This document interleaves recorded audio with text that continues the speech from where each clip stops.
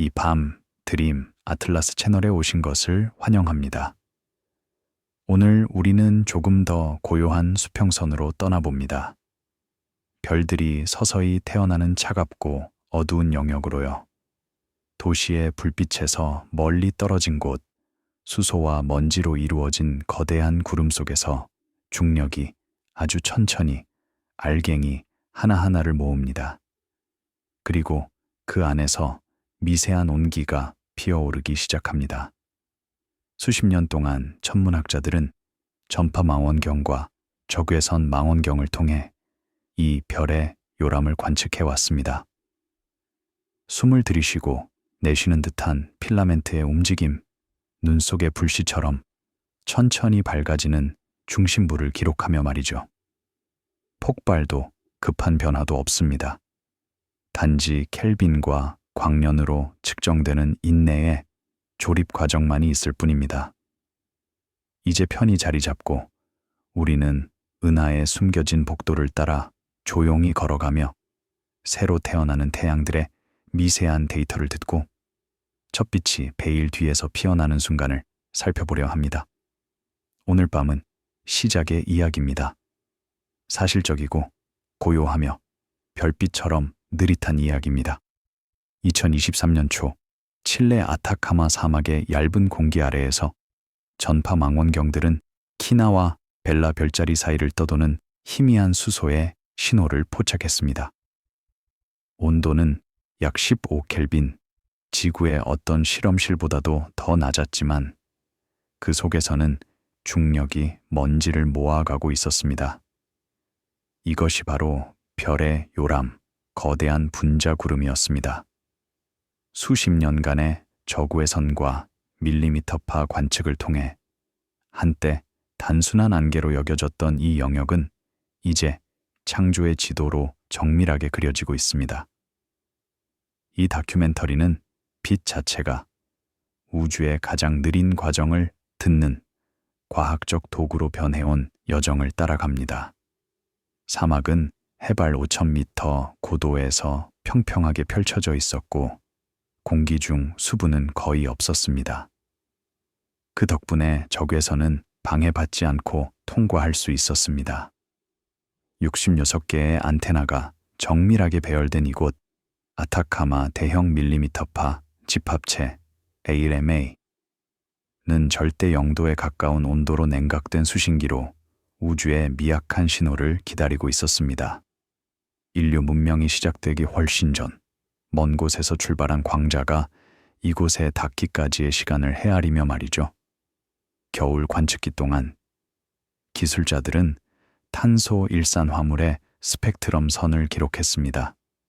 이 분자는 너무 차가워 빛을 낼 수 없는 수소 구름의 존재를 대신 알려주는 표시자 역할을 했습니다.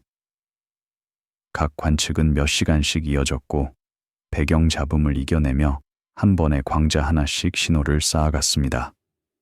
이런 과정은 며칠이 아니라 수년에 걸쳐 이루어졌습니다. 2023년 중반 누적된 관측 데이터는 수백 광년에 이르는 구조를 드러났습니다. 카리나 성운 복합체 안에서만 2,000개가 넘는 밀도 중심이 확인되었습니다. 각각은 우주 평균보다 수천 배나 높은 밀도를 가진 지역으로 별이 태어날 준비가 조용히 진행되고 있었습니다. 이 과정은 육안으로 볼 수 없을 만큼 두꺼운 먼지 속에서 일어났습니다. 먼지 입자 자체에도 이야기가 있었습니다. 대부분 탄소와 규산염으로 이루어진 세균보다 작은 입자들이었습니다. 이들은 먼 별빛을 흡수한 뒤 적외선으로 다시 방출했습니다. 허셜 우주망원경은 2009년부터 2013년까지 이 미세한 빛을 포착해 온도 지도를 만들었습니다. 온도가 20켈빈 이하로 떨어지는 지역일수록 별이 효율적으로 태어났습니다. 차가울수록 중력의 소나귀에서 벗어나지 못했기 때문입니다. 이 관측들은 오래된 이론과도 일치했습니다.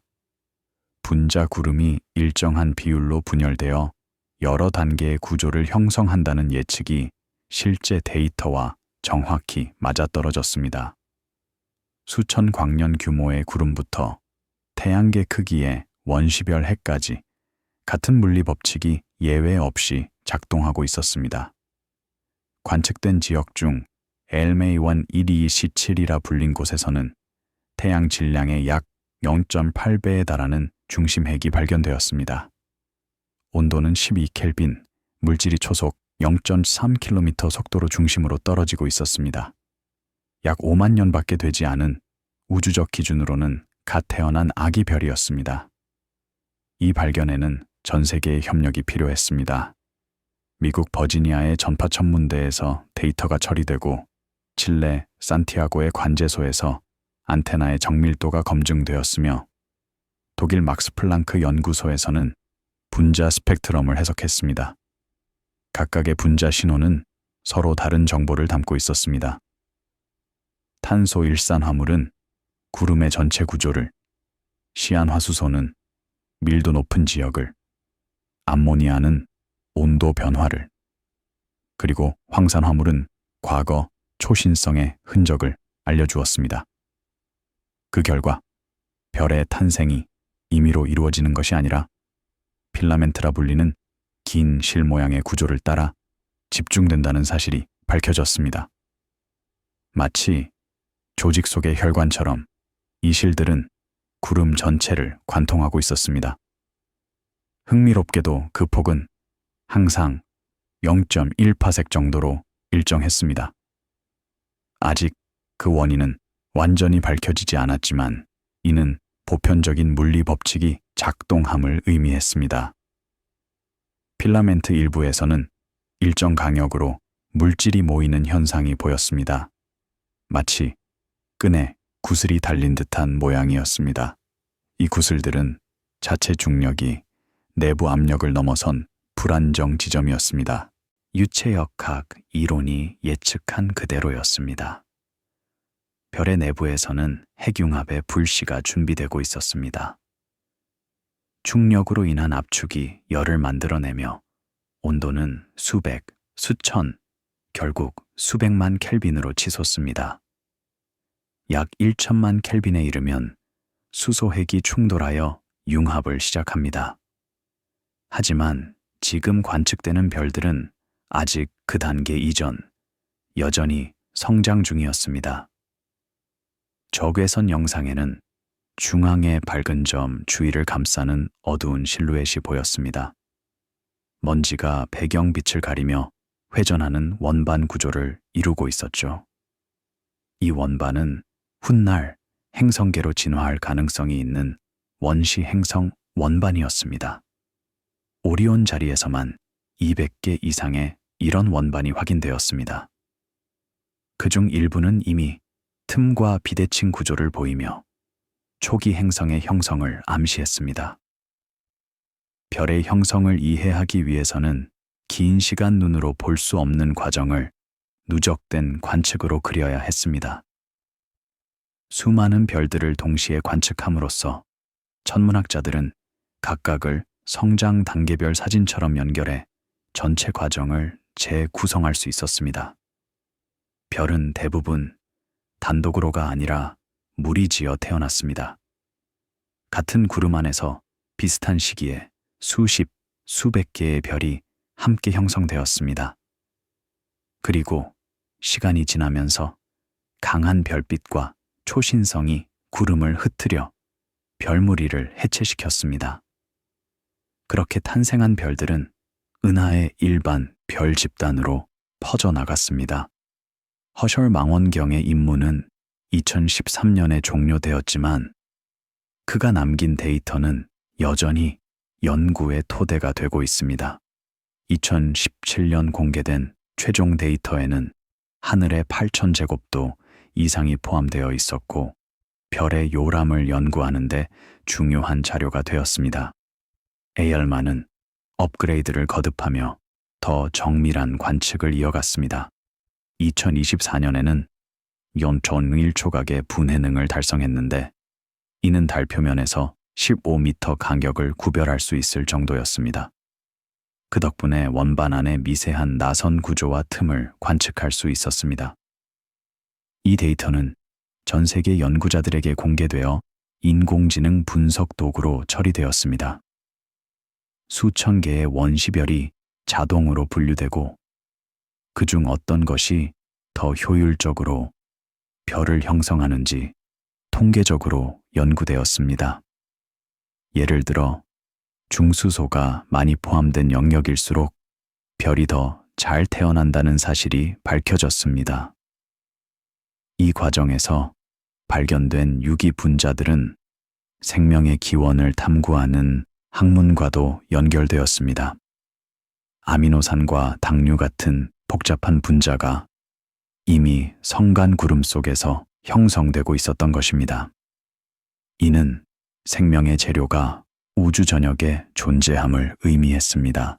이 모든 연구는 수많은 국가의 협력과 오랜 시간의 인내를 바탕으로 이루어졌습니다.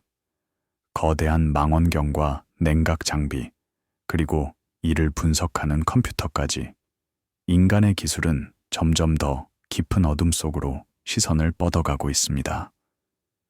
하늘에서는 여전히 새로운 별들이 태어나고 오래된 별들이 사라집니다. 은하는 지금 이 순간에도 1년의 태양 질량 정도의 물질을 별로 바꾸고 있습니다. 이 느린 순환은 수십억 년에 걸쳐 이어질 것입니다. 아타카마의 새벽이 밝아오면 관측은 잠시 멈춥니다. 그러나 장비들은 여전히 차가운 온도를 유지한 채 다음 밤을 기다립니다. 그때 다시 우주는 조용히 속삭입니다. 나는 여전히 창조 중이다. 이렇게 관찰과 사유가 만나는 자리에서 우주는 자신을 천천히 드러냅니다. 빠르게, 극적으로가 아니라 아주 오랜 시간에 걸쳐 빛으로 쓰인 신호 하나하나로 말이죠. 그 미세한 신호들이 모여 지식을 이루고, 지식은 우리가 어디에서 왔는지, 어떻게 존재하게 되었는지를 알려줍니다. 그리고 그 깨달음 속에서 우리는 비로소 별의 후손으로서 우주의 일부임을 조용히 이해하게 됩니다. 그리고 우리는 다시 한번 망원경의 시선을 따라가 봅니다. 제임스 웹 우주망원경은 2021년 이후 더욱 깊은 적외선의 창을 열어 이전에는 보이지 않던 어린 별과 흐릿한 분자 흐름을 뚜렷하게 보여주고 있습니다. 먼지 속에 가려진 원시성의 미세한 제트, 원반 가장자리의 온도 구배, 막 태어난 별 주변에서 일어나는 화학 반응이 한층 선명하게 기록됩니다. 이 새로운 감도는 가장 이른 순간에 더 가깝게 다가가는 방법을 천천히 알려줍니다. 지상의 시설들도 성실히 보조합니다. ALMA는 수신기 대역을 넓히고 감도를 개선하며 대형 광학 망원경들은 적응 광학으로 대기 요동을 보정합니다. 조금 더 미세한 구조, 조금 더 희미한 방출선을 붙잡기 위한 노력은 해마다 업데이트되며 관측 가능한 범위를 한 걸음씩 넓혀갑니다. 우주와 지상을 잇는 이 인프라는 오랜 시간에 걸친 국제적 약속으로 유지됩니다. 장비를 짓고 냉각하고 운용하고 데이터를 보정하는 데 드는 비용은 적지 않지만 그 자료는 수년 뒤에도 다시 익히며 새로운 해석을 낳습니다. 공개 보관소에 쌓인 데이터는 전 세계 연구자들에게 열려 있고 같은 관측이 서로 다른 질문에 여러 번 답을 건넙니다. 한 장의 관측이 많은 논문으로 이어지고 많은 논문이 다시 한 장의 더 정밀한 관측으로 돌아옵니다. 아카이브를 다루는 방식도 성숙해졌습니다. 수페타바이트 규모의 자료는 가상 관측소를 통해 교차질이 되고 자동 분류기와 학습 모델이 원시별 후보를 찾아 표시합니다. 사람이 일일이 눈으로 확인하던 일을 기계가 먼저 걸러주고 연구자는 맥락과 해석에 더 많은 시간을 씁니다. 천천히, 그러나 꾸준히 효율이 올라가며 질문의 폭도 넓어집니다. 이 과정에서 교육과 공유는 자연스럽게 이어집니다. 기관들은 색을 입힌 성운 사진을 공개하며 실제 관측이 담고 있는 물리량을 설명합니다. 교실에서는 학생들이 진짜 데이터를 내려 바다 온도와 밀도를 계산해보고 자신의 결과를 논문 값과 비교합니다. 천문학은 먼 이야기에서 확인할 수 있는 과정으로 다가옵니다. 학계 내부의 흐름도 잔잔합니다. 오랜 경험을 가진 연구자가 신진 연구자를 이끌고 각기 다른 장비와 전문성을 가진 팀들이 협력합니다. 워크숍과 공동 관측 프로그램이 새로운 조합을 만들고 그 조합은 이전에 시도하지 못했던 질문을 가능하게 합니다. 별의 형성이라는 느린 주제는 이런 협업 안에서 제 속도로 진척됩니다. 그럼에도 여전히 남아있는 질문들이 있습니다. 별의 탄생 질량 분포를 결정하는 가장 근본적인 요인은 무엇인지, 어떤 분자 구름은 쉽게 별을 만들고 어떤 구름은 오래 머무는지, 무거운 원소가 거의 없던 우주의 첫 별들은 어떻게 씨앗을 틔웠는지, 각 질문은 경쟁하는 가설과 천천히 쌓이는 증거를 가지고 조금씩 경계를 좁혀갑니다. 확정은 급작스럽지 않고 오랫동안 모인 여러 조각이 맞물리는 순간에 조용히 도착합니다. 행성의 기원에 관한 그림도 점차 정교해집니다. 원시 원반의 수명은 대체로 수백만 년, 그 안에서 먼지는 엉겨 더 큰 알갱이가 되고 궤도는 상호작용하며 강역에 흠을 냅니다. 어떤 곳에서는 중력 불안정이 빠른 붕괴를 일으키고 어떤 곳에서는 느린 축적이 길게 이어집니다. 같은 초기 조건에서도 조금씩 다른 사건들이 다른 체계를 낳고 그 다양성은 우리가 관측해온 외계 행성들의 폭넓은 분포와 조용히 연결됩니다. 시뮬레이션은 이러한 차이를 재현해 보입니다. 난류, 자기장, 방사선, 초신성 잔향을 함께 계산하며 하나의 구름이 어떻게 필라멘트로 갈라지고 필라멘트가 어떻게 구슬처럼 분절되는지를 따라갑니다.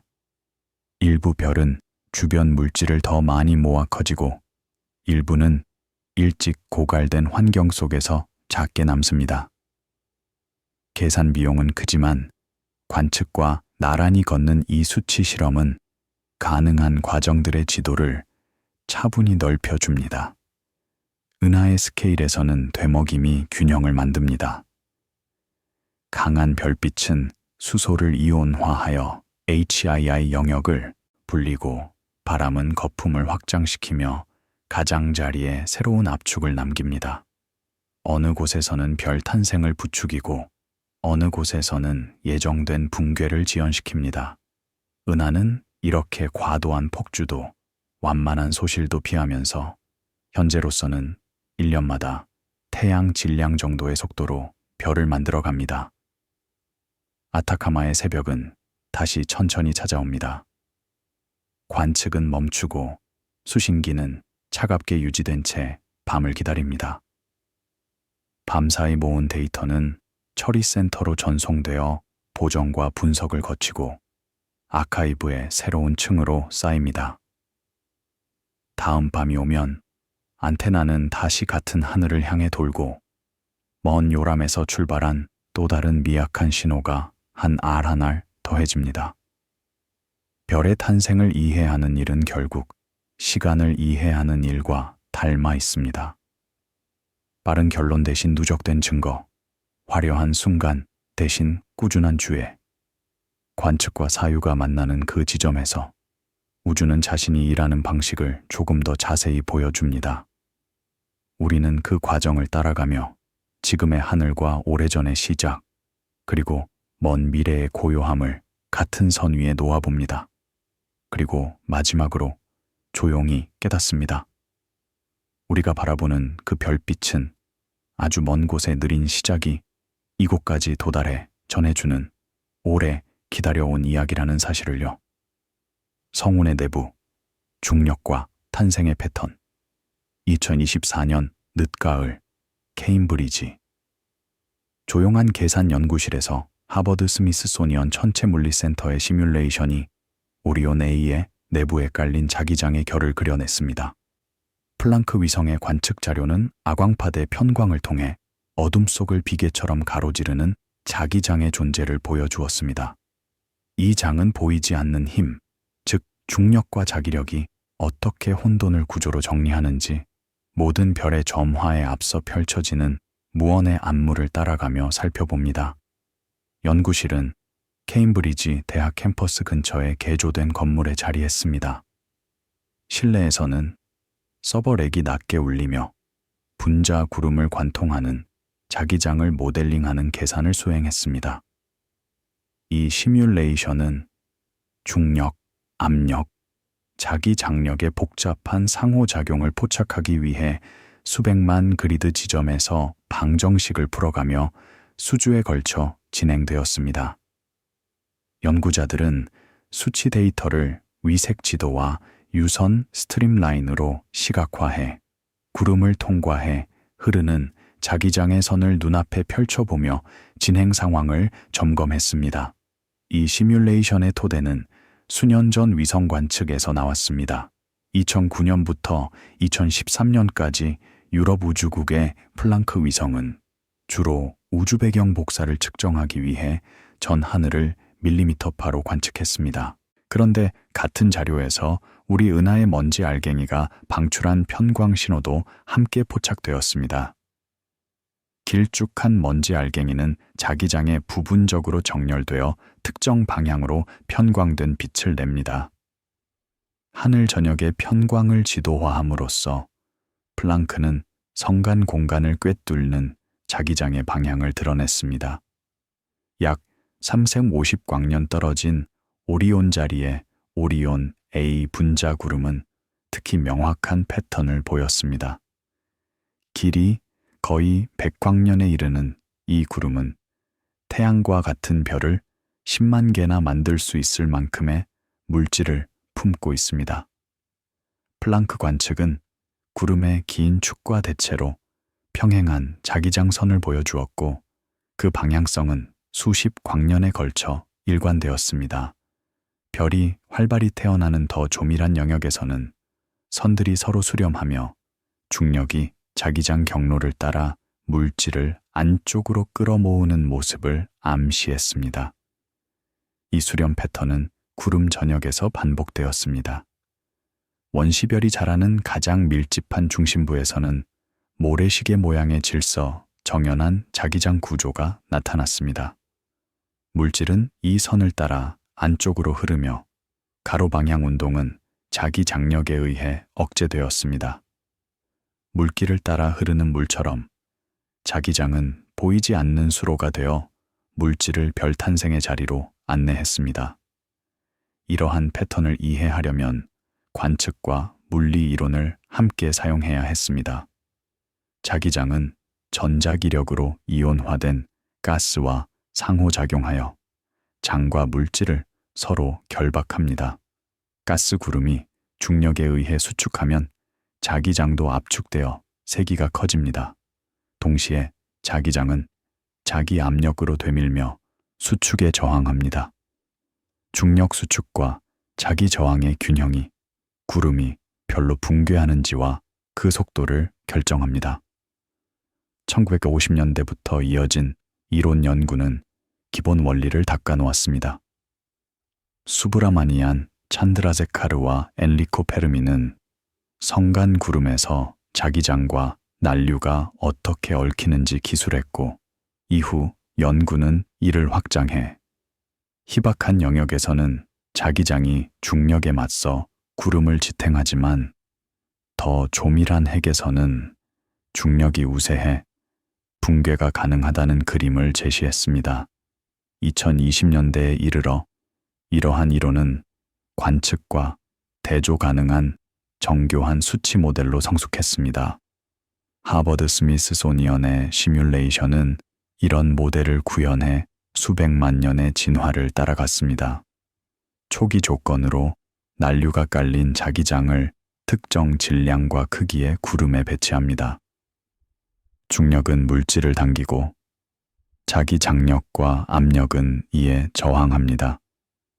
난류는 구름을 계속 휘저어 일시적인 과밀 영역을 만들고 이곳이 핵으로 붕괴할 수 있습니다. 시뮬레이션은 어떤 지점이 붕괴하는지, 속도는 어떤지, 결과로 태어난 원시별의 성질은 무엇인지를 추적했습니다. 결과는 자기장이 별 탄생 효율에 큰 영향을 준다는 것을 보여주었습니다. 자기장이 강한 경우 자기 지지가 중력에 대항해 붕괴가 느려지면 구름은 중력만 있을 때 예측되는 속도의 1호 5% 정도로만 별을 만들었습니다. 실제로 분자 구름이 수명 동안 질량의 일부만 별로 바꾸는 관측과 일치하는 수치입니다.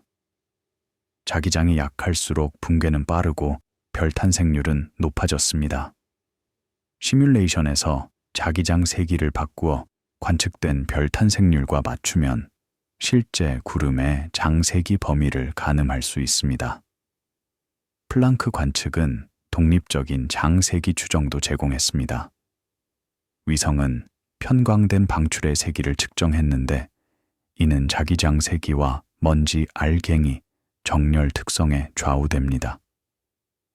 이를 정렬 모델과 결합해 오리온 A의 장세기는 대략 20 마이크로마우스로 수정되었습니다. 지구 자기장보다 약 40배 약하지만 성간 공간 규모에서는 동력학에 충분히 의미 있는 크기입니다. 이 정도 세기에서는 자기 에너지 밀도가 중력 에너지와 난류의 운동 에너지와 비슷한 수준이 됩니다. 셋이 엇비슷한 비중으로 얽혀 구름의 구조와 진화를 좌우한다는 뜻입니다. 어느 하나가 모든 것을 지배하지 않고 상호작용 속에서 결과가 정해집니다. 그래서 별 탄생을 이해하려면 자기장, 중력, 난류를 함께 다뤄야 합니다. 적외선 성층권 전문대 소피아의 관측도 단서를 더했습니다. 보잉 747기를 개조한 소피아는 대기 수증기의 99% 위로 올라가 지상에서 불가능한 적외선 분광 측정을 수행했습니다. 2019-2023년 소피아는 플랑크의 밀리미터 대역을 보완하는 파장에서 별 탄생 지역을 관측했습니다. 소피아의 적외선 편광은 플랑크보다 더 깊은 곳을 보았습니다. 플랑크가 비교적 따뜻한 외곽층을 본다면 소피아는 더 차갑고 조밀한 원시별 가까이의 영역을 비추었습니다. 덕분에 거대 규모의 장 패턴이 어떻게 개별 원시별 주변의 모래시계 구조로 이어지는지 더 작은 척도에서의 연속성이 드러났습니다. 오리온 분자 구름의 OMC1S는 중앙 원시별을 향한 명확한 장수렴을 보여주었습니다. 장선은 원시별 원반의 수직으로 놓여 자기장이 큰 규모에서 원반 평면으로 낙하를 안내했음을 시사합니다. 물질은 자기 제동을 통해 가군동량을 잃고 회전에 의해 바깥으로 튕겨나갈 법한 궤도를 벗어나 중심에 접근할 수 있습니다. 자기 제동은 오랫동안 남아있던 별 탄생 이론의 난제를 풀어줍니다. 회전하는 구름이 단순 붕괴하면 관측보다 훨씬 크고 무거운 원반이 만들어져야 합니다. 남는 가군동량을 밖으로 보내거나 내부 토크로 재분배해야만 합니다. 자기장은 두 경로를 모두 제공합니다. 원반과 둘레를 잇는 비틀린 자기장이 토크를 만들어 가군동량을 바깥으로 보내며 동시에 자기 압력은 양극 방향의 분출을 밀어 올려 가군동량을 빼냅니다. 관측은 이 예측을 뒷받침합니다. 적외선 영상에서 원반의 수직인 방향으로 콜리메이트된 쌍극 분출이 보이고 분광에서는 초속 원밀 200km로 움직이는 충격가스의 방출선이 검출됩니다. 분출이 지닌 운동량과 에너지는 각운동량 문제를 풀기에 충분했고 자기장이 분출을 구동해 남는 각운동량을 제거한다는 그림과 맞아떨어졌습니다. 이 분출은 주연 이상의 의미가 있습니다. 주변 구름에 에너지와 운동량을 주입해 자연히 소산될 난류를 유지해 줍니다. 일부 이론은 별 탄생에서 나온 분출이 구름의 난류를 유지해 다시 별 탄생을 조절하는 자가조절 고리를 만든다고 봅니다. 덕분에 중력이 빠른 붕괴를 강요하는 듯해도 구름은 느리게 별을 만들 수 있습니다. 분자 구름의 난류는 특징적인 성질을 보입니다. 지점 사이 거리가 멀수록 속도차가 거리의 0.5제곱에 비례해 커지는 라슨의 법칙이 연미래에서 백광년까지 넓은 구간에서 성립합니다. 이는 큰 규모의 운동이 작은 소용돌이로 연속적으로 부서지는 에너지 캐스케이드의 결과로 이해됩니다. 지구대기의 콜모고로프 난류처럼 매우 다른 조건의 성간구름에서도 통계적 보편성이 관측됩니다. 시뮬레이션은 난류의 역할을 분명히 합니다. 난류가 없으면 열압 이외의 지지가 없어 급속하고 효율적인 붕괴가 일어납니다. 난류를 더하면 큰 규모에서는 지지를 제공하고 작은 규모에서는 과밀을 씨앗처럼 만들어 일부만 붕괴시킵니다. 그 결과 별 탄생률은 자유낙하율의 약 1% 수준으로 낮아져 관측과 합치합니다. 그래서 구름은 수백만 년 이상 버티며 전 생애에 걸쳐 서서히 별을 만듭니다. 난류의 에너지원은 여러 가지가 거론됩니다. 새로 태어나는 별들의 분출, 거대 별 주변의 HII 영역 팽창, 초신성 폭발, 나선팔 통과와 구름-구름 충돌 같은 은하 규모 과정 등입니다. 지역에 따라 기여도가 달라지며 실제로는 복수의 기작이 함께 작동하는 것으로 보입니다. 오리온 A에서는 가해진 에너지를 구체적으로 식별할 수 있습니다. 오리온 성운의 밝은 별 T1 오리오니스 C는 강력한 복사와 항성풍으로 주변 가스를 두고 휘젓습니다. 팽창하는 HII 영역이 분자 구름을 밀어 충격과 난류를 만듭니다. 이 에너지 주입은 소산을 상쇄하며 난류를 유지합니다. 수백만 년 뒤 이 별이 초신성으로 폭발하면 더 큰 충격파가 새 별 탄생을 유도하거나 남은 구름을 흩어놓을 것입니다. 타우루스 분자 구름처럼 거대 별이 없는 지역은 더 조용합니다. 같은 척도에서 속도 분산이 오리온보다 2~3배 작고 별 탄생은 느리며 주로 태양 질량 이하의 별이 만들어집니다. 오리온과 타우루스의 대비는 환경이 결과를 어떻게 바꾸는지 보여줍니다. 활발한 환경은 큰 성당을 빠르게 만들고 고요한 환경은 작은 무리를 오랜 시간에 걸쳐 형성합니다. 이 차이를 정량화하기 위해 은하 전역을 가로지르는 대규모 서베이가 진행되었습니다. 길림스나 MWSP 같은 프로젝트가 은하 원반의 분자 방출을 지도화하여 수천 개의 분자 구름을 찾아 질량, 크기, 내부 속도를 측정했습니다. 젊은 별 집단과 HII 영역 같은 지표와 결합하면 구름 성질과 별 탄생 활동 사이의 상관이 드러납니다. 뚜렷하게 보이는 결과 하나는 밀도 역치입니다.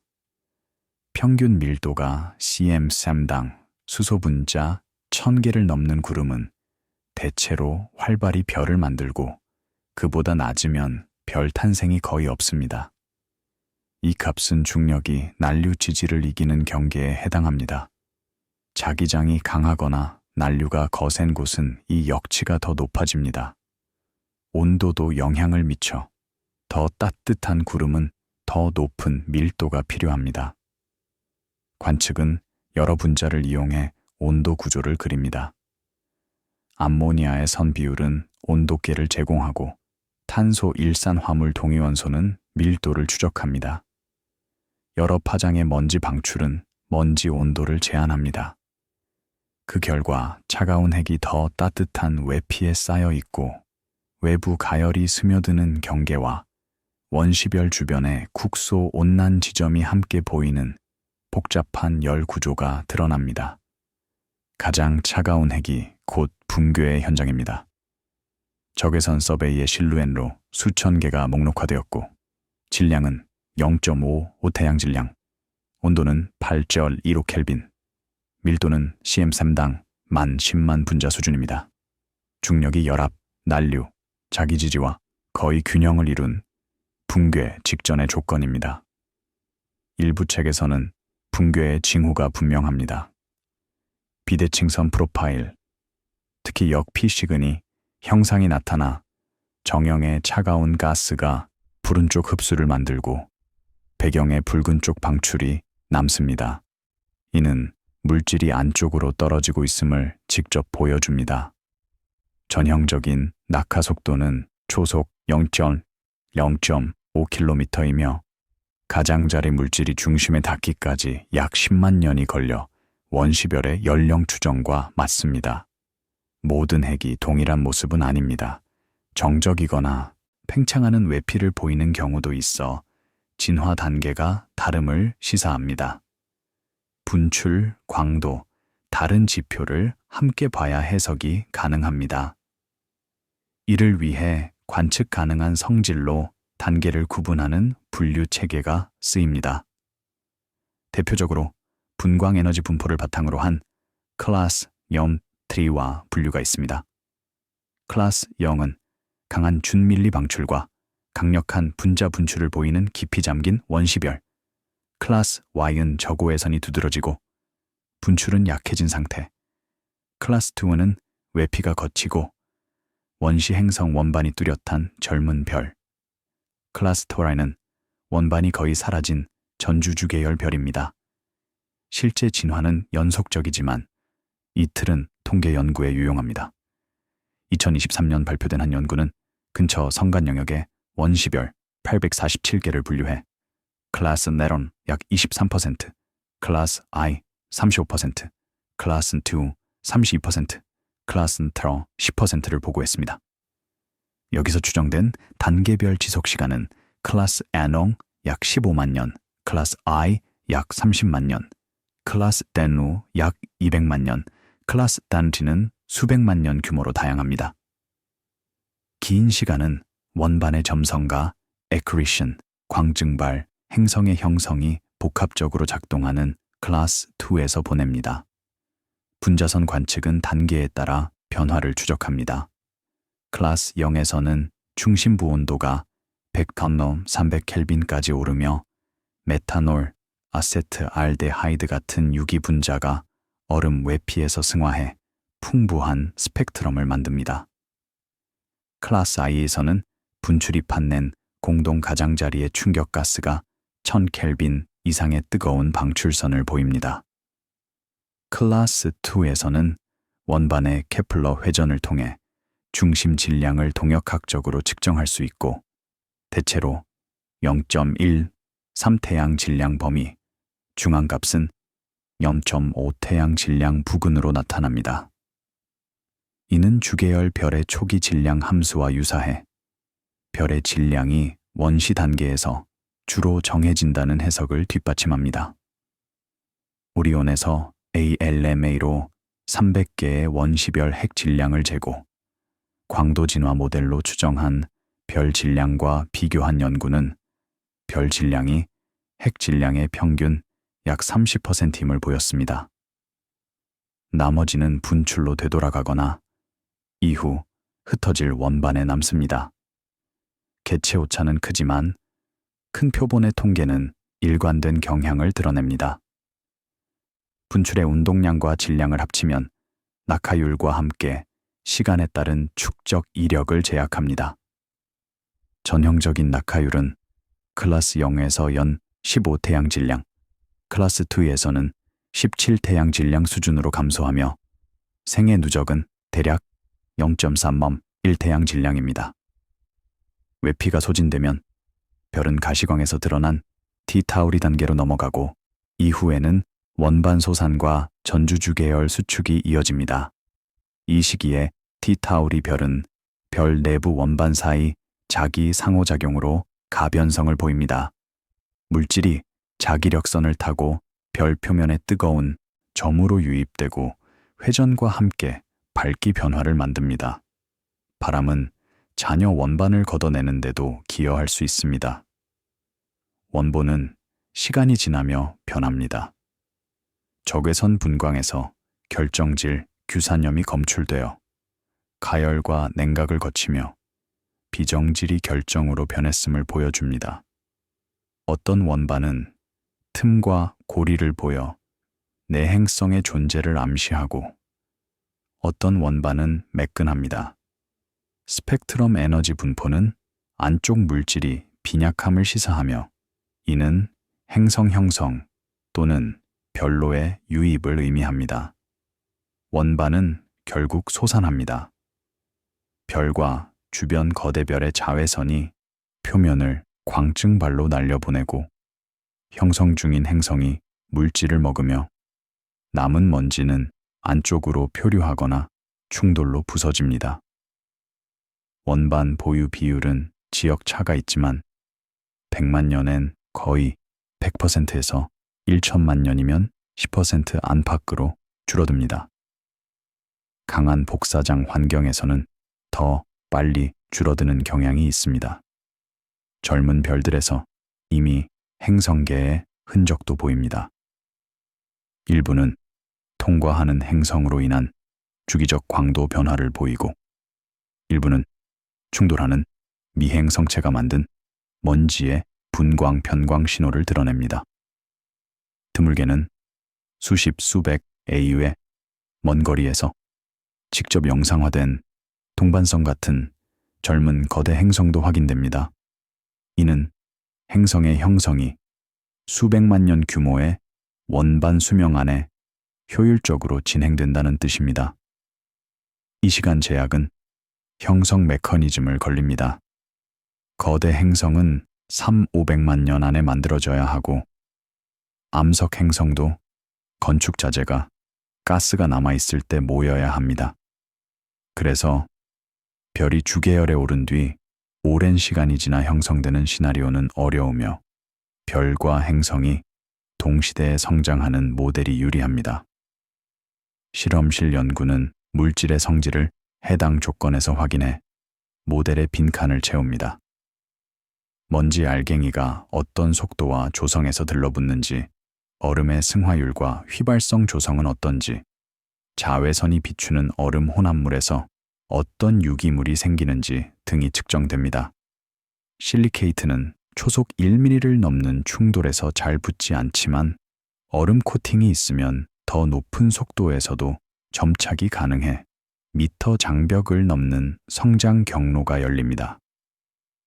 물, 메탄올, 암모니아, 얼음의 자외선을 비추면 아미노산과 막을 이루는 분자까지 형성되어 원시 행성계에서의 기본 유기화학이 자연스럽게 진행될 수 있음을 보입니다. 이처럼 관측 시뮬레이션 실험이 통합된 모델은 구름 붕괴에서 원반, 원시별 진화와 행성 조립까지를 하나의 연속선으로 연결해 단계마다의 관측과 비교할 수 있게 합니다. 2024년 현재 난류 구름에서 출발한 시뮬레이션은 관측되는 초기 질량 함수를 재현하고 원반의 질량 크기, 소산 시간도 모델과 합치합니다. 행성 형성 모델은 관측되는 외계 행성의 폭넓은 특성을 포괄합니다. 그럼에도 매번의 성공은 새로운 미세 구조와 추가 물리를 요구하는 다음 질문을 남겨 느리지만 확실한 진전을 이어가게 합니다. 별의 탄생 원반에서 자기장의 영향은 오랫동안 천문학자들에게 어려운 과제였습니다. 이론적으로는 자기장이 자기 회전 불안정성이라는 과정을 통해 강한 난류를 일으키고 가군 동량을 빠르게 전달하며 물질이 중심으로 흘러가게 해야 했습니다. 그러나 실제 관측에서는 많은 원반이 매우 조용하고 안정된 상태를 보여주었고 강한 난류가 예상만큼 나타나지 않았습니다. 이 불일치는 자기 제동 재앙 (Magnetic Braking Catastrophe) 이라 불리며 자기적 결합을 약화시키는 여러 물리적 요인을 탐구하게 만들었습니다.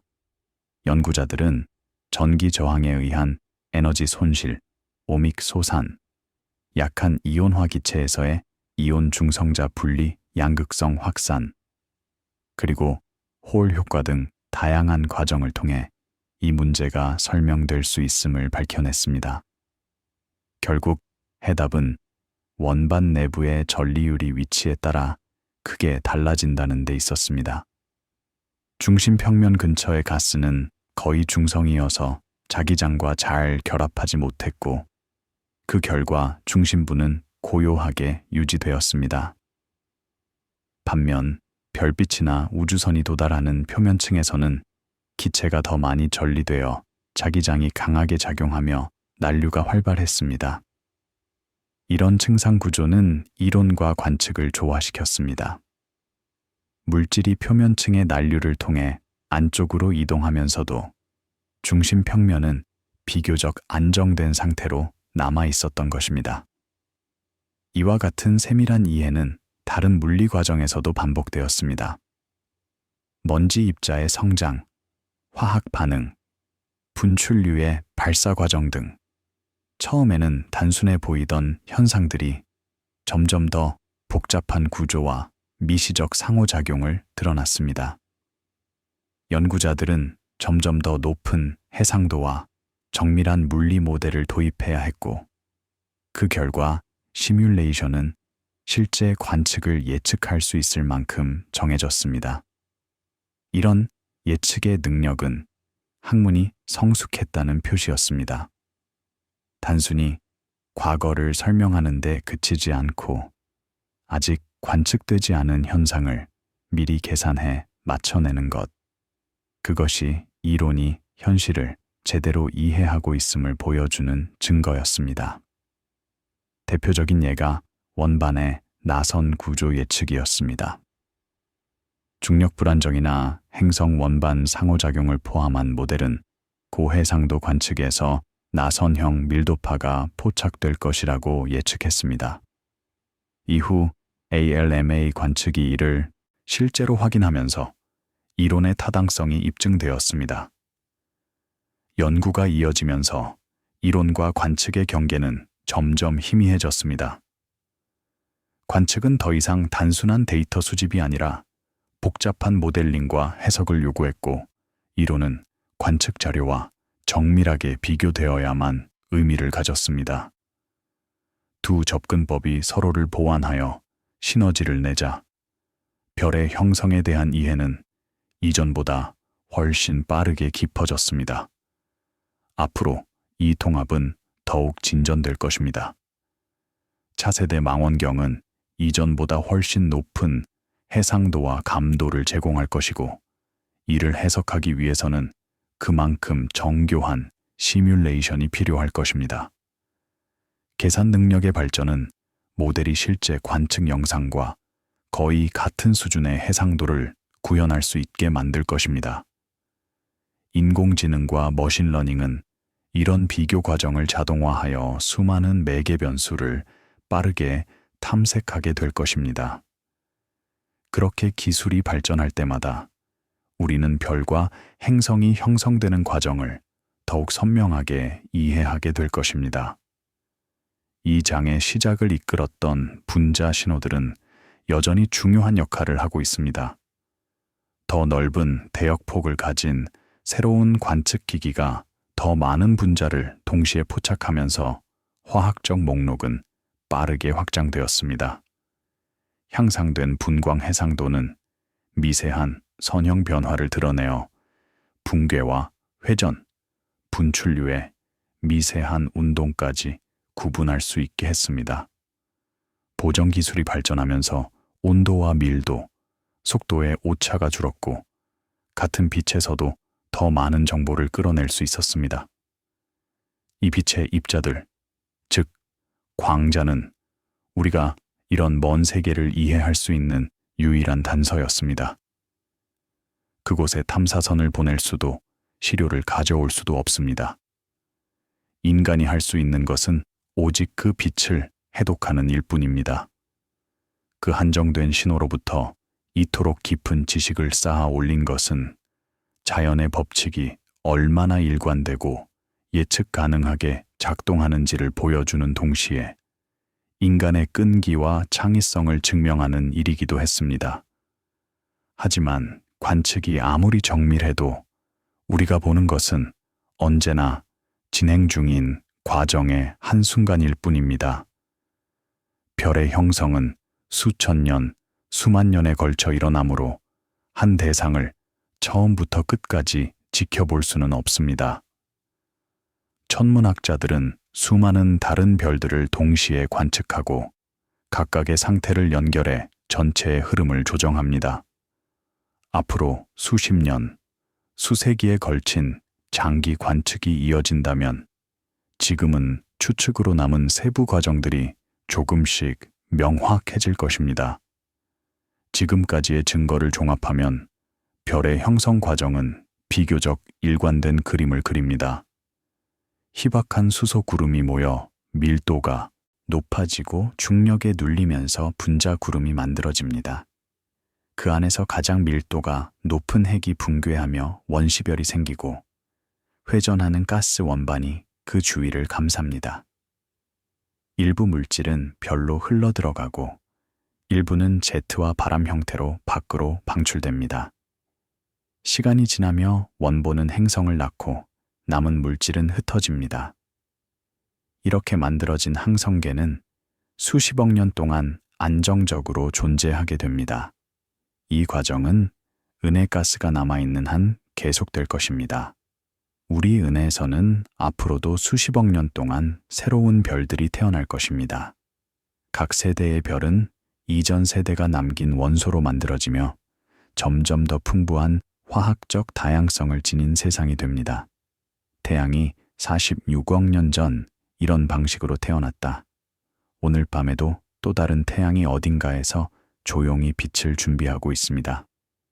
2020년부터 2024년 사이 우주 기반 저구에선 망원경들은 별이 처음으로 스스로의 빛을 내기 시작하는 점화의 순간을 포착했습니다. 이 장은 물질이 중력에 의해 응축되다가 어느 순간 핵융합이 시작되어 별로 깨어나는 과정을 따라갑니다.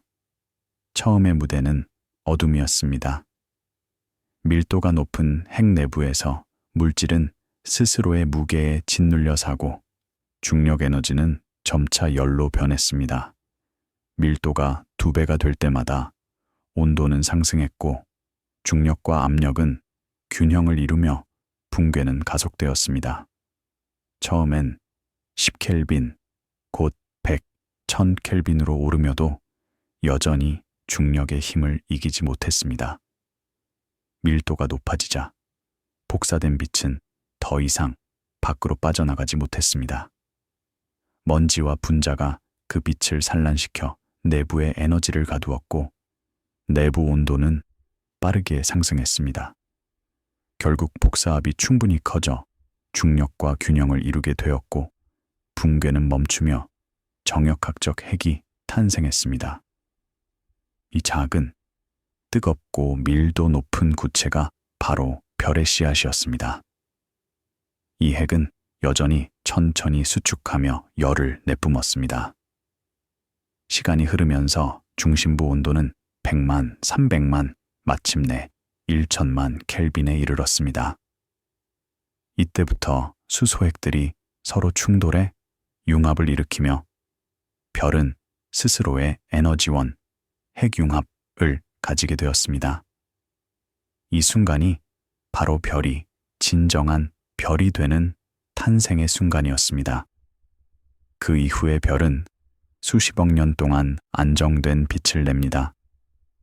초기의 중력 수축이 아니라 내부의 핵융합 반응으로 균형을 유지하며 주계 열성으로서의 긴 생애를 시작합니다.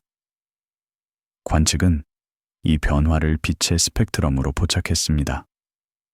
젊은 별들은 적외선 대역에서 강한 방출을 보였지만 시간이 지나면서 표면이 드러나고 가시광선 영역의 스펙트럼이 나타났습니다. 천문학자들은 온도와 밝기를 측정해 헤르츠스프룽 러셀 도표 위에 이들을 배치했습니다.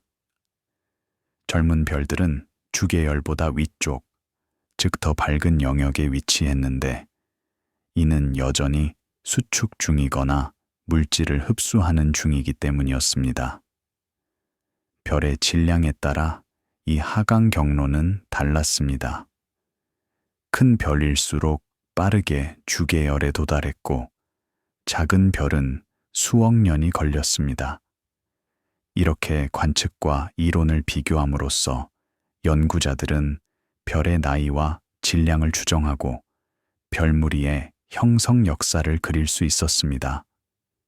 오리온 성운 성단을 대상으로 한 2023년의 연구에서는 약 2,000개의 어린 별을 분석해 대부분의 별이 50만, 200만 년 사이의 나이를 가지고 있음을 밝혔습니다.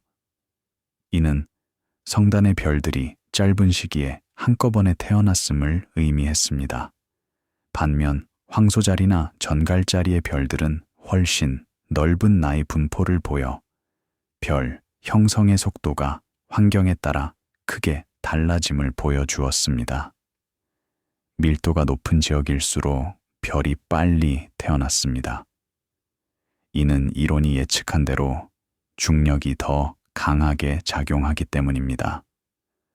수소 밀도가 낮은 구름은 수천만 년이 걸려도 별을 거의 만들지 못하지만 밀도가 높은 지역은 수백만 년 만에 성단 전체를 형성할 수 있었습니다.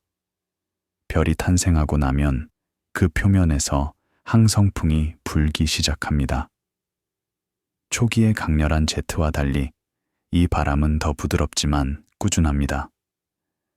많은 별이 수백만 년에 걸쳐 서서히 질량을 잃으며 주변 환경을 변화시킵니다. 거대한 별들의 바람은 성운을 밀어내고 때로는 새로운 별의 탄생을 유도하기도 합니다.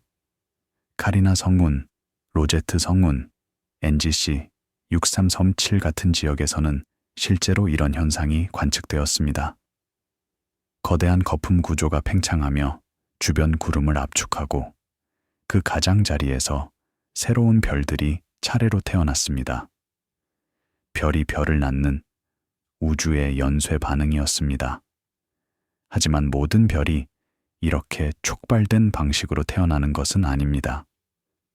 조용한 구름 속에서도 스스로의 중력만으로 별이 태어나는 경우가 많습니다. 결국 은하의 별 형성률은 이 두 과정, 촉발과 자발적 붕괴, 이 어우러진 결과로 결정됩니다. 활발한 나선팔에서는 전자가, 은하 외곽의 고요한 지역에서는 후자가 주를 이룹니다.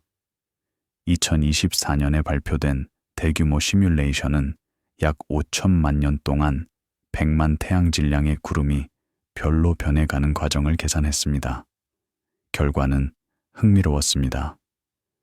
전체 별의 약 40%가 촉발로, 50%가 자발적 붕괴로, 나머지는 구름 간 충돌 등 다른 과정으로 형성되었습니다. 즉, 우주는 한 가지 방식이 아니라 다양한 경로로 별을 낳고 있었습니다. 이런 과정들이 모여 은하 전체의 별 형성률을 결정합니다. 관측에 따르면 일반적인 은하는 구름의 자유 낙하 시간 대비 약 3%의 효율로 가스를 별로 바꿉니다. 나머지는 여전히 가스로 남거나 피드백에 의해 흩어집니다. 대규모 관측에서는 자외선과 적외선 방출을 통해 은하 전체의 별 생성 속도를 지정합니다.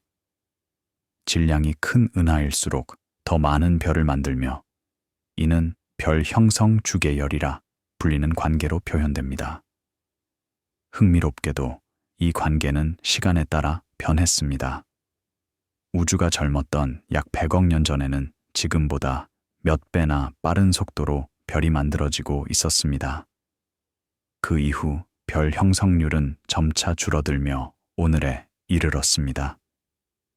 이유는 단순합니다. 젊은 은하는 가스가 풍부했지만 시간이 지날수록 연료를 소진했기 때문입니다.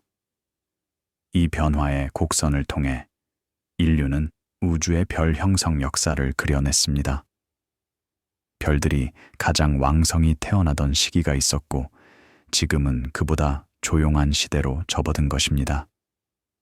오늘날에도 우리 은하에서는 매년 약 1개의 새로운 별이 태어납니다. 우주 전체로 따지면 그 수는 매초 수천 개에 이릅니다. 그중 일부는 행성을 품고 그중 몇몇은 생명을 품을지도 모릅니다.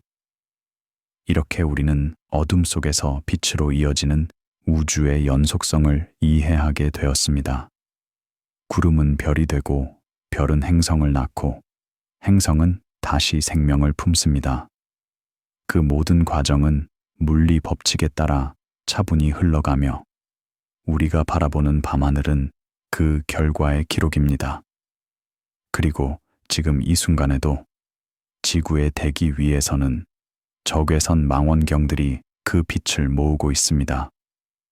먼지 속에 어린 별이 내는 미약한 광자를 하나하나 모아 우주가 스스로를 비추는 과정을 보여줍니다. 데이터는 지상으로 전송되어 저장되고 전 세계의 연구자들이 그 빛을 다시 읽습니다. 논문이 쓰이고 그래프가 그려지고 이해는 조금 더 정밀해집니다. 이것이 현대 과학의 모습입니다. 국제적인 협력, 공개된 데이터, 그리고 세대에 걸친 인내의 연구. 우리는 이제 별이 태어나는 과정을 거의 완전히 이해했습니다. 남은 것은 세부적인 미스터리뿐. 하지만 그것이야말로 다음 세대가 이어서 밝혀나갈 여자입니다. 그리고 이야기는 아직 끝나지 않았습니다. 5번째 장에서는 별의 형성이 어떻게 행성의 형성과 이어지고 그것이 다시 우리 자신으로 이어지는지를 탐구합니다. 우주는 여전히 조용히 일하고 있고 그 고요한 질서 속에서 우리는 태초의 빛이 지금도 계속 이어지고 있음을 알게 됩니다. 체계와 연속성, 별의 탄생에서 행성의 유산까지 2025년 봄 전 세계의 천문학자들은 지난 20여 년의 집약된 연구 성과를 모아 종합했습니다. 그 결과 드러난 것은 고립된 현상이 아니라 서로 연결된 하나의 순환이었습니다. 구름에서 별이 태어나고 별 주위에서 행성이 형성되며 별은 무거운 원소를 우주 공간에 되돌려 보내 새로운 구름과 새로운 별을 가능하게 하는 순환 말입니다. 이 마지막 장은 별의 형성이 어떻게 더 큰 우주적 순환과 이어지는지, 그 결과가 행성 형성, 우주, 생물학, 그리고 우리의 기원 이해에 어떤 의미를 갖는지 차분히 따라갑니다. 이 순환은 탄생이 아니라 죽음에서 시작됩니다. 거대한 별이 연료를 다 쓰면 초신성으로 폭발하며 가공된 물질을 주변 우주로 내보냅니다. 이 폭발은 우주 초기에 거의 존재하지 않던 탄소, 산소, 규소, 철 같은 무거운 원소를 새롭게 만들어냅니다. 그렇게 방출된 물질은 원시의 수소와 헬륨과 섞여 다음 세대 별이 태어날 구름을 풍부하게 합니다. 세대가 거듭될수록 금속성, 헬륨보다 무거운 원소의 비율은 서서히 늘어나 오늘날 별과 행성에서 보이는 조성을 만들어 왔습니다. 태양도 46억 년 전 이런 풍부해진 물질에서 태어났습니다. 질량 기준 약 70% 수소, 28% 헬륨, 2%의 무거운 원소라는 조성은 이전 세대 별의 가공을 반영합니다. 비록 2%는 작아 보이지만 그 영향은 막대했습니다. 구름을 더 효과적으로 식혀 붕괴를 돕는 먼지를 만들고 행성을 이루는 암석성 물질을 제공하며 생명에 필요한 복잡한 화학을 가능하게 했기 때문입니다. 만약 이런 무거운 원소의 풍화가 없었다면 태양계 같은 행성계는 형성되기 어려웠을 것입니다. 우주 초기의 수소와 헬륨만으로 만들어진 첫 별들은 행성을 지을 단단한 재료가 부족했습니다. 그 시기에 행성이 있었다면 대부분 거대한 기체 행성에 가까웠을 것이고 지구와 같은 환경을 갖추기 힘들었을 겁니다. 여러 세대의 별이 우주를 충분히 풍부하게 만든 뒤에야 암석 행성이 태어날 수 있었고, 그로써 지구 같은 세계의 출현 시점에도 하한이 생겼습니다. 관측은 이 시간표를 제안합니다. 가장 오래된 암석 행성들은 우주 나이 20봄 30억 년 무렵 금속성이 태양의 1생가량이던 시기에 태어난 별을 돌고 있습니다. 이는 지구보다 훨씬 이른 우주 시대에도 지구형 행성이 존재했을 가능성을 시사하며 그만큼 오랜 시간 동안 생명이 진화했을지도 모른다는 생각을 불러옵니다. 우주, 생물학에 주는 울림은 큽니다.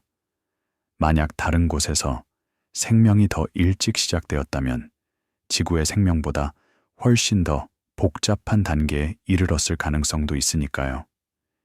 이를 검증하려면 행성 형성이 금속성에 얼마나 의존하는지 이해해야 합니다. 외계 행성계 관측은 분명한 상관을 보여줍니다. 금속성이 높은 별일수록 특히 큰 행성의 동반 빈도가 높습니다. 대기와 내부 조성 또한 금속성이 높은 체계일수록 금속 성분이 더 많다는 징후를 보입니다. 이는 무거운 원소가 풍부할수록 행성 형성의 재료와 효율이 증가한다는 이론적 예측과 잘 맞습니다. 물론 예외와 복잡성도 있습니다. 매우 금속성이 낮은 별 주위에서도 드물게 행성이 발견되었고, 금속성이 높은 별이라도 행성이 아직 검출되지 않은 경우가 있습니다. 다만 전체 경향은 분명합니다. 금속성은 중요한 요인이지만 원반 질량, 별의 성질, 형성 과정의 우연성 등 다른 요소들도 결과를 좌우합니다. 그 중에서도 원반 질량은 핵심입니다. 더 무거운 원반일수록 행성이 더 크게 만들어집니다. 물질이 많으면 입자 성장이 빨라지고 미행 성체의 형성이 촉진되기 때문입니다. 같은 나이와 질량의 별이라도 원반 질량은 0.01에서 0.1 태양 질량 이상까지 크게 달라질 수 있으며 이 차이가 최종 행성계의 풍부함을 가릅니다. 원반 질량은 여러 요인의 합으로 정해집니다.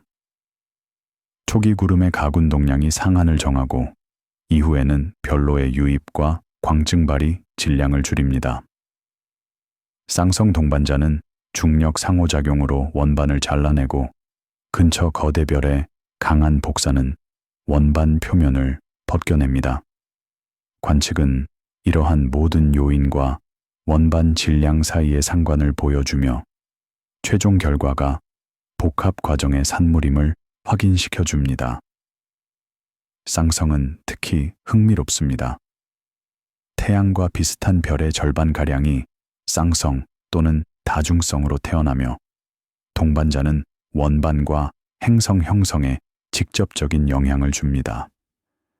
100AU 이하의 근접 상성은 원반이 크게 잘려 행성의 형성이 억제되는 경향이 있고 1000AU 이상 떨어진 넓은 쌍성은 영향이 거의 없습니다.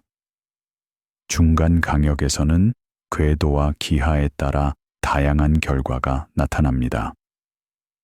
그럼에도 일부 쌍성계에서는 두 별을 함께 도는 공동궤도 행성이 발견되었습니다. 이 경우 원반은 쌍성의 상호작용으로 잘렸음에도 안정한 궤도를 찾아 형성에 성공했습니다. 이는 행성계의 다양성을 넓히며 단일성 주변만이 아니라 더 복잡한 중력 환경에서도 안정된 세계가 가능함을 보여줍니다. 쌍성의 영향과 별개로 모든 원반은 공통의 진화를 겪습니다. 점성이나 자기 바람이 가군 동량을 바깥으로 운반해 물질이 안쪽으로 유입되고 그 과정에서 원반 질량은 수백만 년에 걸쳐 줄어듭니다. 동시에 별빛과 주변 복사는 원반 표면을 광증발시켜 특히 바깥쪽 물질을 빼앗아 갑니다. 이 유실과 행성 형성의 경쟁이 결과를 결정합니다. 거대 행성은 가스가 사라지기 전 대략 1,500만 년 안에 만들어져야 하고 암석 행성의 씨앗 역시 원반이 살아있는 동안 마련되어야 합니다. 소실이 너무 빠르면 행성계는 빈약해지고 느리면 더 풍성한 체계가 완성됩니다. 관측은 나이에 따른 원반 질량과 행성 출현 비율을 통해 이 그림을 지지합니다. 100만, 300만 년의 젊은 영역에서는 원반이 흔하고 무겁지만 500만, 1천만 년이 되면 원반은 빠르게 줄고 가벼워집니다. 1천만 년 무렵이면 대부분의 별이 측정 가능한 원반을 잃습니다. 반대로 행성은 대체로 그 이후 나이의 별에서 많이 발견되어 형성이 원반의 수명 안에서 끝났음을 시사합니다. 이런 인구 통계는 태양계 형성의 추정을 돕습니다. 태양은 분자구름에서 탄생했고 아마도 인근 초신성의 충격으로 붕괴가 촉진되었을지 모릅니다. 낙하 물질로 원반이 조립되어 질량은 약 0.001 태양 질량에 이르렀고 그 안에서 먼지는 충돌 응집을 거쳐 미행성체와 행성으로 자라났습니다. 안쪽의 뜨거운 영역에는 수은, 금성, 지구, 화성이, 바깥 눈산 너머에는 목성, 토성, 천왕성, 해왕성이 함량이 높은 얼음과 가스로 몸집을 키웠습니다. 화성과 목성 사이의 소행성대는 목성의 중력이 행성 형성을 방해한 경계로 남았고 카이퍼대와 오르트 구름은 결코 행성으로 합쳐지지 못한 바깥 잔재의 저장소로 남았습니다. 이 기본 틀은 많은 외계 행성계에서도 반복되지만 변주가 풍부합니다. 별 가까이에 거대 행성이 붙은 뜨거운 목성, 태양계에는 없는 초지군민이 해왕성, 정수비 공명으로 잠겨있는 다행성 체계 등 다양한 결과가 관측됩니다. 공통의 물리 과정이 작동하더라도 초기 조건과 상호작용의 우연성에 따라 결말은 달라질 수 있음을 보여줍니다. 이 다양성은 형성 후에 이동을 고려할 때 더 잘 이해됩니다. 행성은 처음 생긴 자리에서 머물지 않고 원반과의 중력 상호작용이나 행성끼리의 섭동으로 안팎으로 움직일 수 있습니다. 원반 행성 토크는 행성을 안쪽이나 바깥쪽으로 밀 수 있고 행성 산란은 일부를 방출하거나 궤도를 크게 타원으로 만들기도 합니다. 관측된 뜨거운 목성의 성질, 공명체계의 궤도비, 대기의 조성은 이런 이동 시나리오와 잘 부합합니다. 태양계도 적잖은 이동을 겪은 것으로 보입니다. 목성과 토성은 처음엔 더 바깥에서 태어나 안쪽으로 이동했다가 이후 거대 행성들 사이의 상호작용으로 오늘날 위치에 가깝게 바깥으로 재배치되었다는 니스 모델이 달의 후기 대폭격 등 여러 특징을 설명합니다. 이러한 이동은 지구의 물과 유기물 전달에도 영향을 주어 생명의 재료를 공급했을 가능성이 큽니다. 거주 가능성은 여러 요소의 조화로 정해집니다. 행성의 질량은 대기를 붙잡을 힘을, 별로부터의 거리는 온도 범위를, 대기의 조성은 온실 효과와 방사선 차폐를, 자기장은 대기 보호를, 지질 활동은 조성의 재순환을 좌우합니다. 그래서 관측은 별빛이 액체 상태의 물을 허용할 거리, 거주 가능 구역을 기준으로 후보를 찾습니다. 태양 같은 별에서는 대략 0.5 아볼 OAU가 이에 해당하며 더 작은 별은 더 안쪽, 더 큰 별은 더 바깥으로 범위가 이동합니다. 2024년 무렵 보수적 기준의 거주 가능 구역 내 확정 외계 행성은 약 수십 개가 알려졌습니다. 검출 편향 때문에 지구보다 큰 행성이 많고 붉은 외성을 도는 사례가 두드러집니다. 실제로 물이 있는지는 대기 조성과 내부 열원 등 미측정 변수에 달려 있어 다음 단계는 대기 분광으로의 도약입니다. 산소, 메탄 등 생물 서명을 찾으려면 별빛 속에 섞인 극미한 신호를 분해해내야 합니다. 제임스 웹 망원경과 향후 대형 우주 망원경은 그 문턱을 낮춰줄 것입니다. 만약 생물 서명이 발견된다면 그것은 생명이 보편적 자연 과정의 산물임을 강하게 시사할 것입니다. 지구가 특이점이 아니라 하나의 예일 수 있음을 보여주며 인류의 우주관을 한 단계 더 넓힐겠지요. 반대로 충분히 탐색했음에도 아무런 서명이 없다면 생명의 등장은 매우 희귀하거나 복잡성으로의 진화에 강한 필터가 작동한다는 뜻일 수 있습니다. 그 경우 우리는 지구가 왜 특별했는지를 더 면밀히 물어야 할 것입니다. 이 질문은 천문 관측과 더불어 실험실 연구로도 이어집니다. 단순 유기물이 어떻게 자기 복제와 진화를 겸비한 구조로 성장하는지, 극한 환경 생물이 견디는 조건은 어디까지인지, 이런 결과를 바탕으로 어느 환경에서 생명이 얼마나 자주 태어나는지 등을 탐구합니다. 지금까지의 이해는 단순한 생명은 비교적 흔할 수 있지만 복잡한 다세포 생명은 드물 수 있다는 쪽에 무게를 둡니다. 지구에서도 단순 생명은 비교적 빨리 나타났지만 복잡한 생명은 훨씬 뒤늦게 등장했기 때문입니다. 산소 대기의 출현이 그 변곡점이었는지 또는 더 우연한 혁신이 있는지는 아직 열려 있습니다. 한편 행성 형성 연구는 무거운 원소의 우주적 순환을 더 깊이 이해하게 합니다. 각 세대의 별은 무거운 원소를 일부는 행성과 잔해에 가두고 일부는 바람과 초신성으로 다시 우주에 풀어놓습니다. 시간이 흐를수록 가두어지는 비율이 커지면 새로 태어나는 구름의 재료는 상대적으로 줄어들 수도 있습니다. 그러나 초신성은 계속해서 신선한 원소를 공급하고 이 두 흐름의 균형이 은하의 화학 진화를 정해 갑니다. 은하 내에 서로 다른 연령대 별들의 금속성 분포는 이 역사를 기록합니다. 가장 오래된 별은 태양의 수퍼센트 수준의 낮은 금속성을, 젊은 별들은 태양에 비견하거나 그 이상의 금속성을 보입니다. 이는 꾸준한 풍화와 재활용이 실제로 일어나고 있음을 보여줍니다.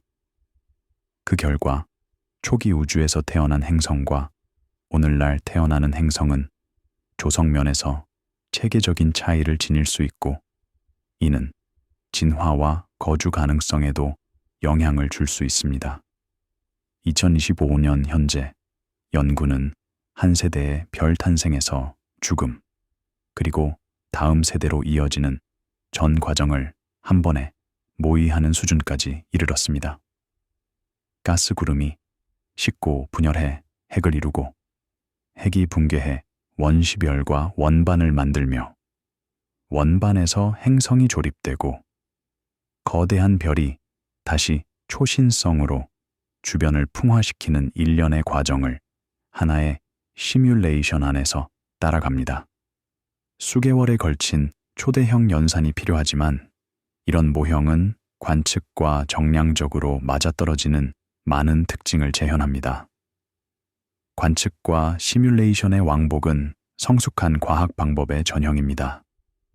관측이 현상을 드러내면 시뮬레이션은 물리 법칙을 구현해 예측을 내고 다시 관측이 그 예측을 검증합니다. 일치하면 이해에 대한 신뢰가 높아지고 어긋나면 개선해야 할 물리나 초기 조건이 드러납니다. 이렇게 반복하며 이해는 점점 실제에 수렴합니다. 이제 5장을 관통하는 주제가 또렷해졌습니다. 별의 형성은 우주물질 순환의 한 국면입니다. 구름은 별로 붕괴하고 별은 핵융합으로 무거운 원소를 만들며 거대 별은 바람과 폭발로 그것을 우주에 되돌립니다. 되돌려진 물질은 다시 구름을 풍부하게 하고 그 구름에서 새로운 별과 행성이 태어납니다. 이 순환 속에서 행성 형성은 자연스러운 부산물이자 때로는 생명과 의식으로 이어지는 길이 됩니다. 이 과정은 우주의 대부분 시간 동안 지속되었고 앞으로도 수십억 년 계속될 것입니다. 우리 은하는 현재의 속도라면 50바을 100억 년은 더 별을 만들 연료를 지니고 있습니다. 어떤 은하는 일찍 연료를 다해 별의 생산을 멈추었고 어떤 은하는 여전히 오랜 미래까지 별을 낳을 것입니다. 속도와 양상은 달라도 밑바탕의 물리 법칙은 보편적입니다. 이 모든 것을 이해하게 된 것은 현대 천문학의 큰 성취입니다. 끈기 있는 관측, 신중한 이론, 다양한 증거의 종합을 통해 우리는 성운과 별의 이야기를 정교하고 검증 가능한 그림으로 바꾸어 왔습니다. 무지에서 이해로의 여정은 세대와 세대를 이어가며 오늘의 총체적 그림을 이루었습니다. 물론 이야기는 완결되지 않았습니다. 더 민감한 기기로 더 깊고 더 이른 순간을 볼 때 우리는 새로운 세부와 새로운 질문을 만나게 될 것입니다. 과학은 본디 그렇게 끝없이 정밀해지는 과정이니까요. 2025년을 사는 연구자들에게 앞으로의 길은 분명합니다. 차세대 관측 시설은 현 이론을 시험하고 새로운 현상을 보여줄 것이며 더 강력한 계산은 더 충실한 물리와 더 넓은 범위를 담아낼 것입니다. 화학, 행성과학, 우주생물학과의 연결은 의미를 더 깊게 할 것입니다. 견고한 토대 위에서 뜻밖의 발견에도 마음을 열어두며 우리는 한 걸음씩 더 나아갈 것입니다. 지상의 관측소와 우주의 망원경은 오늘 밤도 묵묵히 일을 이어갑니다. 먼 요람에서 온 광자들이 검출기에 모이고 기록은 아카이브에 저장되며 데이터는 연구소로 전송됩니다. 분석이 이루어지고 한 장 한 장의 그림이 이해로 바뀝니다. 각자의 작은 기여가 모여 인류의 지식은 해마다 한층 깊어집니다. 그렇게 우리는 직접 닿을 수 없는 거리와 규모의 자연 현상을 인내와 사유로 이해해 갑니다. 우주는 이해 가능한 법칙으로 움직이고 우리는 그 법칙을 점점 더 세밀하게 읽어냅니다. 이것이야말로 과학의 가장 깊은 성취일 것입니다. 자연은 알아낼 수 있으며 인간의 마음은 우주의 과정을 붙잡아 이해할 수 있다는 사실 말입니다. 얻어진 지식은 여러 방식으로 쓰입니다. 실용적으로는 거주 가능 세계와 외계 생명의 탐색을 이끌고 철학적으로는 우리가 우주의 일부로서 어떤 존재인지 비춥니다. 과학적으로는 체계적 탐구가 어떻게 자연의 작동을 드러내는지 보여줍니다. 별, 행성, 우주 진화에 대한 이해에 쏟아부은 시간과 자원이 충분히 값진 이유입니다. 조금 더 먼 미래를 내다보면 길은 더 선명합니다. 관측은 더 정밀해지고 시뮬레이션은 더 포괄적인 될 것입니다. 언젠가 우리는 초기 조건으로부터 별과 행성의 형성을 신뢰성 있게 예측하고 현재 모습으로부터 상세한 진화사를 되짚어낼 수 있을 겁니다. 오늘의 논쟁은 내일의 정설이 되고 미지의 영역은 또 다른 질문으로 바뀌겠지요. 그날이 아직 남아 있어도 방향은 분명합니다. 토대는 마련되었고 골격은 세워졌습니다. 남은 일은 빈칸을 채우고 불확실성을 줄이며 이해를 새로운 맥락으로 확장하는 것입니다. 그리고 기본 줄거리는 변하지 않습니다. 중력은 물질을 모아 별을 만들고 별은 행성을 낳으며 행성은 생명이 자랄 터전을 제공합니다. 원시의 가스에서 의식을 지닌 관찰자에 이르기까지 자연 법칙이 이어붙인 연속의 사실입니다. 칠레의 사막과 세계의 산정, 지구대기 너머의 우주에서 망원경들은 오늘 밤도 경계를 늦추지 않습니다. 새로운 별이 태어나는 요람에서 오는 빛을 한 알 한 알 모으며 우리는 다시 한번 기원으로 돌아갑니다. 데이터는 쌓이고 이론은 다듬어지며 다음 관측이 준비됩니다. 관측은 세부를 드러내고 이론은 그것을 설명하며 새로운 현상을 예측합니다. 이 왕복의 순환이 계속되는 한 우리는 별이 어떻게 만들어지고 행성이 어떻게 모이며 체계가 어떻게 변해가는지 그리고 그 과정 속에 우리의 존재가 어떻게 처리하는지 점점 더 명료하게 알게 될 것입니다. 다큐멘터리의 마지막 장면은 처음과 같은 곳으로 돌아옵니다. 어둠 속에 매달린 분자 구름, 민감한 눈에만 걸리는 희미한 빛. 그 안에서 중력은 말없이 물질을 모아 조밀한 핵을 만들고 가장 조밀한 핵은 무너져 원시별 깨어납니다. 그 주위에 남은 원반에서는 행성이 조용히 조립되고 어떤 세계에서는 복잡성이 자라나 생명과 의식이 탄생할지도 모릅니다. 이 과정은 우주 역사를 통틀어 이어져 왔고 앞으로도 먼 미래까지 계속될 것입니다. 우리 은하의 수많은 곳에서 우주의 무수한 은하에서 셀 수 없이 많은 별과 행성이 태어납니다. 각각은 보편적 물리 과정의 한 구현이며 자연 법칙이 물질을 조직하는 방식의 또 하나의 결과입니다. 창조와 흩어짐, 형성과 소멸의 끊임없는 순환 속에서 별은 태어나고 진화하며 죽어 다음 세대를 위한 공간을 풍요롭게 합니다. 인류가 쌓아 올린 지식은 이 거대한 테피스트리에 아주 작은 실 한 가닥일 뿐이지만 분명한 한 가닥입니다. 물질에서 의식이 피어나고 관측에서 이해가 생겨나며 이해 속에서 우리는 우리를 낳은 과정을 알아갑니다. 편히 쉬고 부드럽게 꿈꾸세요. 좋은 밤 되세요.